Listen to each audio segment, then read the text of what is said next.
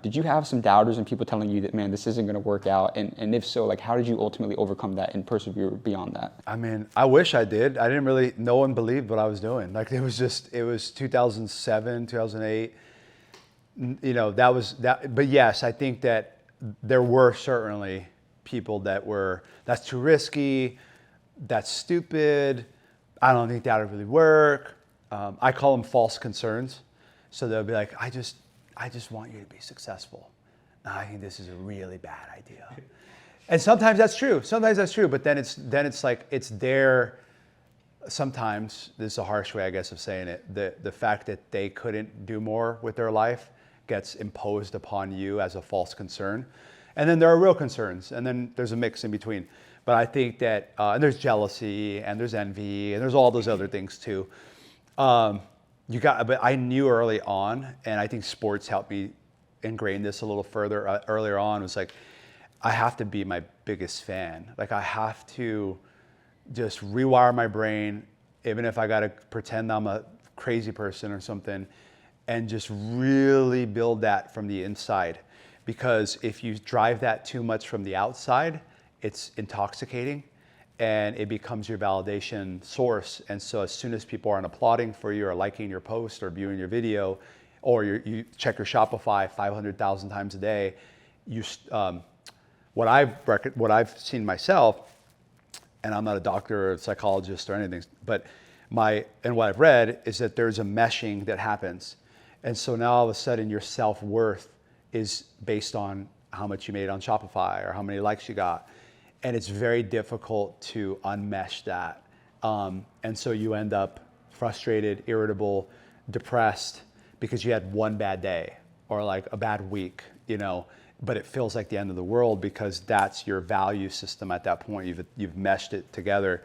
So I think that, yes, lots of naysayers, always. If you don't have naysayers, not just that you're not thinking big enough, it's just natural, right? But then don't hang out with them. Like don't, get rid of them, right? Like that was something that, I think of it like your brain's software, a computer, and computers get viruses, malware, spyware, adware, and you gotta download an antivirus software. So you gotta clean it out. And that's just natural, and if you wanna be a high processing supercomputer, you can't afford to have a virus. So you gotta extract it as soon as you can. And that's how I think about my community, my friendships, my closer community. But you're always gonna have people. I mean, people love to build you up just to tear you down. And sometimes it's more fun to tear people down as a whole, right? As a population. You look at celebrities, unfortunately, I don't know how they do it with paparazzi everywhere and all this stuff, people capitalizing on them. And it's just, that's kind of what we do as a society. So you got to know that if you're going to become the best, there will be people wanting to take that from you. There are going to be people that want to justify and find the hole. Oh, James is successful because his dad's a trillionaire. And no, he's not. And like, where did you get that from? So like, they're going to come up with all these scenarios, right? And for me, I haven't taken $1 off the table from Snow. So we bootstrapped the first $100 million, no outside capital.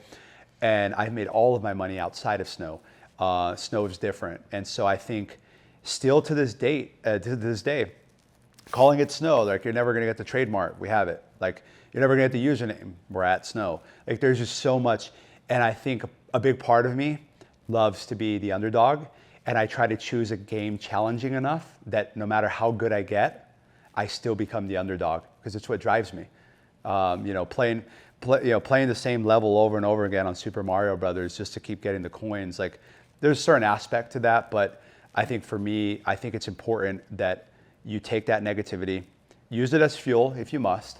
I kind of just don't even bother with it nowadays. It takes time. Sometimes things do bother me, right? I get tons of comments online, 99.9% of them are positive, but there's always just some person. And what I found is that, because back in the day I would respond, I was kind of, snappy back in the day, and I would respond and just lay into them, right? And then back and forth, and it'd get me heated. And then like 99% of the time, it's someone who's going through a tough spot in their life and they're projecting. And, it's like, someone will say something, right? They say, well, he runs a teeth whitening company. He's got veneers. I just got veneers a few years ago, right? And it's something I've wanted for my whole life. They're not cheap, and I wanted to do that. And but you know, regardless of that, they're going to try to find the hole in your story. And so try not to live by that, but also have fun with it and say, I poke a hole. Come on, try. And if you find the hole, thank you. Now I know where to fill that. And so I think the naysayers were heavy, and they're not going to go anywhere. And I probably have very little, but compared to when no one knew me, I certainly probably have more of those. But I find that it's just people going through a tough time. Like 99% of the time, someone's going through a tough time, and I've been there. You know, you're going through depression, they're going through a divorce, they just got cheated on, their business partner cheated on them, something happened in their life, and they're just keyboard warring online, right?